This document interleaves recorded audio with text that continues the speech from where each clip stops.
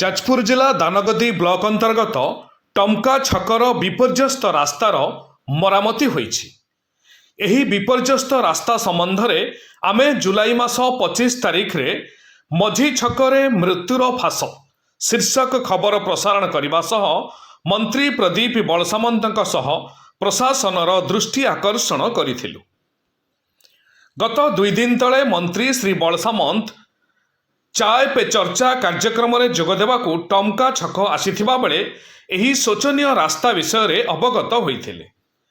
ତ୍ୱରିତ ପଦକ୍ଷେପ ନେଇ ମନ୍ତ୍ରୀ ଶ୍ରୀ ବଳସାମନ୍ତ ପାଟବାଲି ମୌଜାରେ ନିର୍ମାଣାଧୀନ ବେଦାନ୍ତ କର୍ତ୍ତୃପକ୍ଷଙ୍କ ସହ କଥା ହୋଇ ରାସ୍ତା ମରାମତି କରିବାକୁ ନିର୍ଦ୍ଦେଶ ଦେଇଥିଲେ। ଫଳରେ ଶୁକ୍ରବାର ସ୍ଥାନୀୟ ସରପଞ୍ଚ ବିଜୟ କୁମାର ଜେନାଙ୍କ ପ୍ରତ୍ୟକ୍ଷ ତତ୍ତ୍ୱାବଧାନ ଏବଂ ଅମର ରାଜା ଠିକା ସଂସ୍ଥାର ପ୍ରୋଜେକ୍ଟ ମ୍ୟାନେଜର ବିକାଶ କୁମାରଙ୍କ ଉପସ୍ଥିତିରେ ଛକ ମଝିରେ ଥିବା ଏକାଧିକ ଗର୍ତ୍ତମାନଙ୍କରେ କଂକ୍ରିଟ ଢଳାଯାଇ ରାସ୍ତା ସମତଳ କରାଯାଇଛି।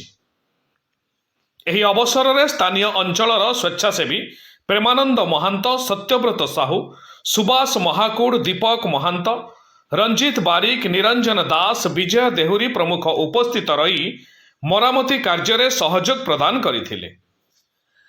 ଟମକା ପୋଲିସ କର୍ମଚାରୀ ଉପସ୍ଥିତ ରହି ଟ୍ରାଫିକ ନିୟନ୍ତ୍ରଣ କରିଥିଲେ।